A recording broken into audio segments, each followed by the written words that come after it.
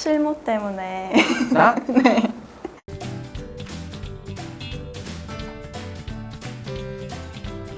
안녕하세요. 안녕하세요. 자, 감정평가 실무 유도원 평가사입니다. 요새는 이제 감정평가사 시험에 합격하시는 분들 나이대가 점점 어려지고 있어서 올해 같은 경우는 이제 최연소 합격자가 2000년생 밀레니엄 세대가 드디어 나왔습니다. 이제 우리 오늘 모신 이 한지수 감정평가사님은 한 1년 더 일찍 태어난 그죠? 99년생 네. 합격자분이시고 재학 중에 휴학을 하고 합격을 하신 케이스로 오늘 한번 모셔서 우리 합격 수기에 대해서 재미있는 시간을 가져보도록 하겠습니다. 자, 간단하게 자기소개 좀 해주세요. 안녕하세요. 32기 감정평가사 합격자 한지수입니다. 현재 대학교 복학하고 지금 학교 2년 휴학하고 시험 공부를 준비했습니다. 어떻게 공부를 시작하셨나요? 저는 일단 학원을 어디를 가야 할지 돌아다녀 봤어요. 아, 직접 발로 이렇게. 네, 다 서울대 입구 쪽에 있더라고요. 그래가지고 일단은 그쪽으로 이사 갈 생각을 하고 실강을 들으려고 했기 때문에 학원을 한 3군데인가 돌아다녀 봤어요. 근데 이제 서울법학원이 위치도 제일 괜찮고 1, 2차도 같은 학원에서 진행을 하고 그리고 사람 수도 거기가 제일 많다고 해가지고 방문각으로 갔죠. 그 전에 공부를 시작을 하신 그 이유가 있을 거 아니에요? 일단은 제가 신입생 때부터 진로 고민을 많이 했어요. 네. 적성 검사를 해봤죠. 내 적성에 맞는 전문직이 뭐가 있을지. 그래서 이제 적성 검사했는데 추천이 나온 게 감정평가사였어요. 그래서 그때 이 직업은 뭐지? 찾아보고 저 성격에 잘 맞을 것 같고 워라밸도 괜찮다고 해가지고 이 직업을 선택하게 된 거죠. 제가 봤을 때는 뭐 웬만한 사람들보다는 우리가 워라밸이라기보다는 자율성이 크죠. 그러니까 내가 일이 없으면 뭐 한 2, 3일 회사에 안 나가도 아무 관계가 없고 일이 있으면 주말에도 나가야 되는 거고 뭐 아니면 내가 오늘 내일 아침에는 뭐 중요한 일이 있다 이러면은 그냥 밤에 그냥 다 해놓는 거고 뭐 이런 식으로 좀 그러니까 누구 눈치 보고 일하는 건 없죠. 2018년도 끝나고 19년도에 이제 학원 막 돌아다니고 네. 그때 몇 월 달부터 공부하셨어요 그러면? 한 8월 달부터 1차 실강 시작할 때부터 바로 들어갔어요. 8월부터 1차 공부를 꽤 오래 하셨네요. 네. 원래는 2020년도 3월 달에 시험이 예정이 돼 있었는데 네. 코로나 때문에 이게 6월 달로 연기가 됐잖아요. 그래서 거의 한 약 9개월간 1차 준비를 했어요. 그 기간에 공부를 어떻게 하셨는지 좀 간단하게 이야기해 줄래요? 1차만 했는지 아니면 중간에 2차를 좀 섞었는지. 저는 완전 1차만 했고요. 중간에 2차를 하면은 1차도 흐지부지 될까봐 그게 겁나서 2차를 못 했어요. 그래서 1차 점수가 매우 높게 나왔습니까? 네. 그때 합격 수기 적었는데 유도원 평가사님이 매우 고득점 하셨다고. 몇 점 나왔어요? 1차가? 그때 평균이 80인가? 그렇게 나왔었어요. 이렇게 공부하면 안 돼요. 그죠? 이렇게 1차를 높게 받으면 안 돼. 1차는 65점에서 70점 사이가 제일 좋거든요. 80점이면은 너무 과잉 투자. 너무 과하게 1차를.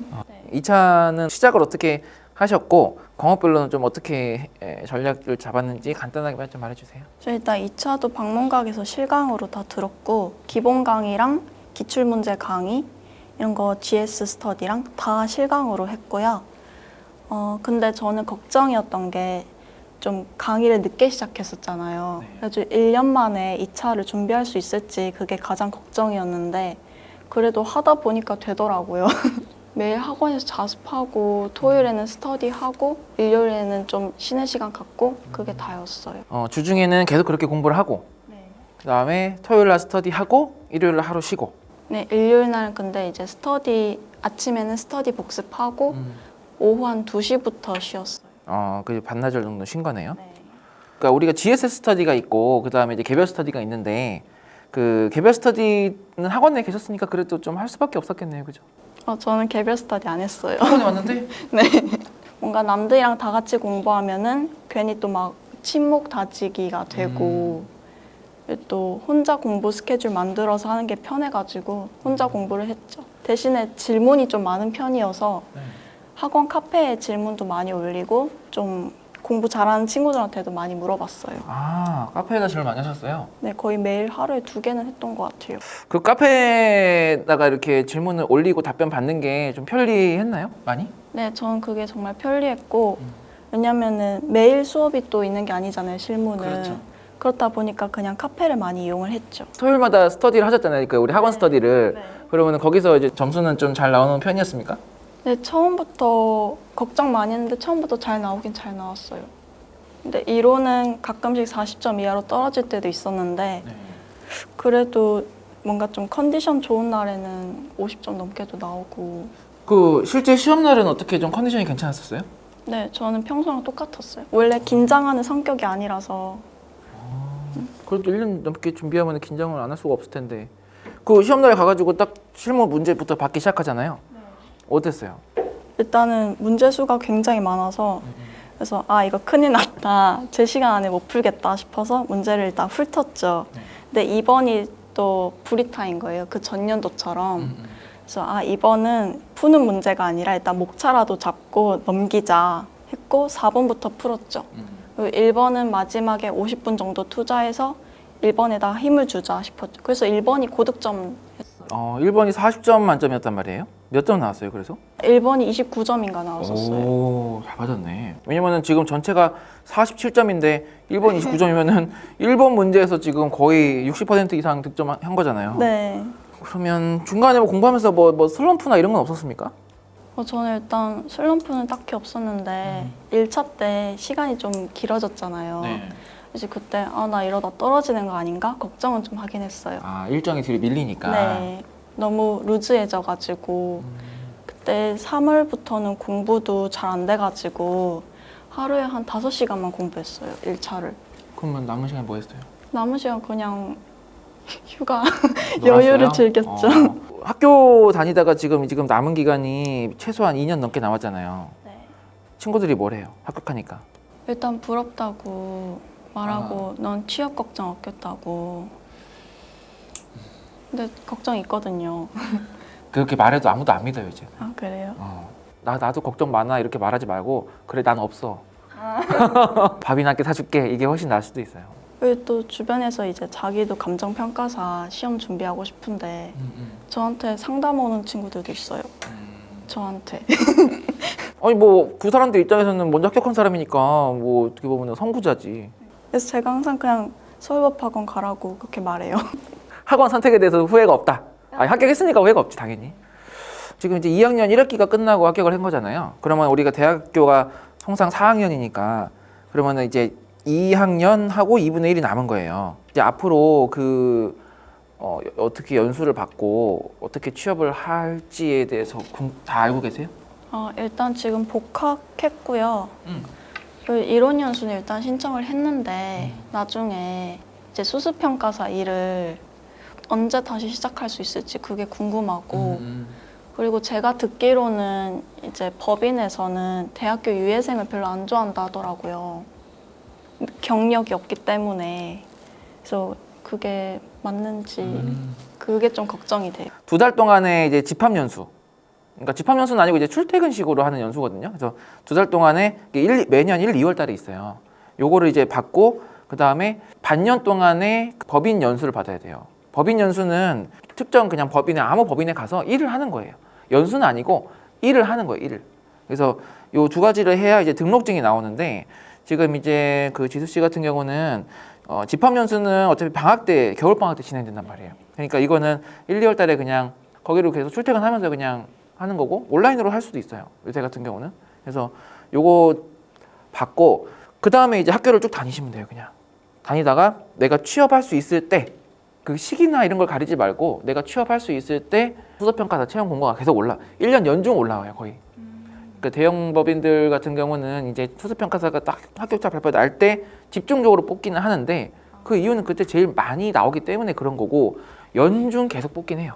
왜냐면 회사 입장에서 수습평가사를 뽑을 때 우리가 이 친구를 교육시켜줘야겠다 이런 마인드가 아니에요. 그냥 지금 사람이 필요하니까 뽑는 거거든. 대신 이제 수습평가사의 신분으로 뽑는 거예요. 간혹 가다가 이제 일부는 뭐 학교를 유예를 하고 그 다음에 취업을 하면 불이익이 있다라고 하는데 사실 불이익은 없어요. 왜냐면 회사 입장에서는 그냥 뽑아서 일 시키면 되는 거지. 뭐 이 사람 몇 기인지 뭐 이런 거에도 관심 없거든요. 어차피 월급이 똑같은데. 아 나는 32기니까 돈을 더 주세요라고 하면은 싫어하겠지. 그렇지? 하지만 그게 아니고 그냥 나도 1년 차고 새로 시작하는 거니까 그 사람들하고 똑같은 그걸 갖는 거고 게다가 지수 씨는 나이까지 어리잖아요. 대부분 나이 어리면 선호하나요? 나이 어린 평가사를 선호하냐? 두 가지예요. 첫 번째는 나이 어린 평가사는 나이가 어린 만큼 좀 일 자체는 좀 이렇게 집중적으로 해줄 수 있겠다. 예를 들어서 체력이 좋으니까 밤 1시, 2시까지도 충분히 할 수 있다. 그건 있는데 그 나이가 어린 평가사분들 같은 경우는 사실 평가법인이라고 하는 체제에 3, 40년씩 있기에는 사실 제가 봤을 때도 조금 너무 우물한 개구리가 될 수도 있다는 생각이 들어요. 그래서 본인들도 그런 거 느끼거든요. 일을 하다 보면은. 그래서 중간에 이제 다른 회사들도 좀 알아보고 뭐 해서 이직을 하거나 이런 경우들이 매우 많아요. 그러니까 이제 회사 입장에서는 일을 이게 이제 어느 정도 다 교육을 시켜서 본인이 이제 회사에 어느 정도의 그런 기여도가 있을 정도까지 올라왔는데 나간다라고 하면은 손실이잖아요. 또 새로 뽑아가지고 또 일을 또 가르쳐야 되니까. 그러다 보니까 이제 그런 부분에서는 마이너스고 당장 일을 시킬 거에 대해서는 플러스고. 그래서 그 대학교 다니면서 합격을 하는 부분에 대해서 일단은 왜냐면 대학교 때 공부를 할 수 있는 환경이 되니까 해서 빨리 합격을 하시는 게 제일 좋고 그 다음에 연수나 법인 연수 이런 것들은 불이익은 없는데 다만 남들 하는 패턴을 따라가지 않기 때문에 본인이 좀 알아봐야 된다. 1년 동안의 그 실무 공부 방법을 좀 시기별로 좀 이렇게 한번 말씀해 주시겠어요? 일단 초반에 기본 강의 들을 때는 그 두꺼운 교재에 있는 문제들을 계속 반복해서 풀었고 천점 문제도 한 3번 정도 반복해서 풀었어요. 그리고 이제 종합 문제로 들어갔을 때 종합 문제를 그때부터 시험 직전까지 한 6번? 그 이상 반복해서 풀었어요. 거의 문제를 마지막에 외웠다 싶을 정도로 계속 반복해서 풀었고 그리고 교재가 굉장히 두꺼워서 이거는 계속 반복해서 보기 어렵겠다 싶어가지고 따로 요약 정리를 만들었죠.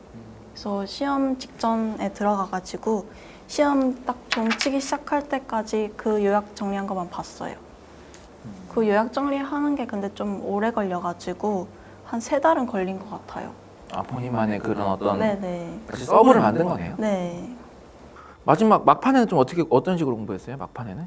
시험 직전까지는 계속 종합 문제랑 스터디에서 제가 좀 못했던 거 그거 반복해서 풀었어요. 그 실제 그러면 시험장에서 딱 문제를 봤을 때 좀 당황을 했을 텐데 네. 그 100분 동안 풀잖아요. 그 푸는 과정에서는 큰 변수는 없었나요?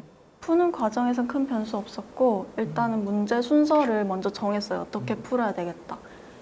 4번, 3번, 2번, 1번 이렇게 풀었는데 아까 말했듯이 1번에 가장 힘을 줬기 때문에 마지막에 50분은 따로 빼뒀어요. 1번을 위해서.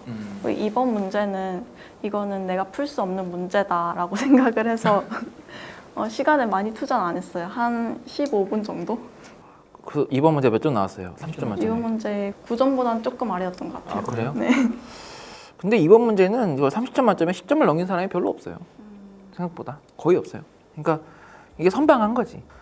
여기 보니까 그 학원 강의 수강하면서 힘들었던 점이 있다고 했는데 아, 네. 그 어떤 게 학원 강의 하면서 힘들었던 점이 있었어요? 수강하면서? 실무 때문에 나?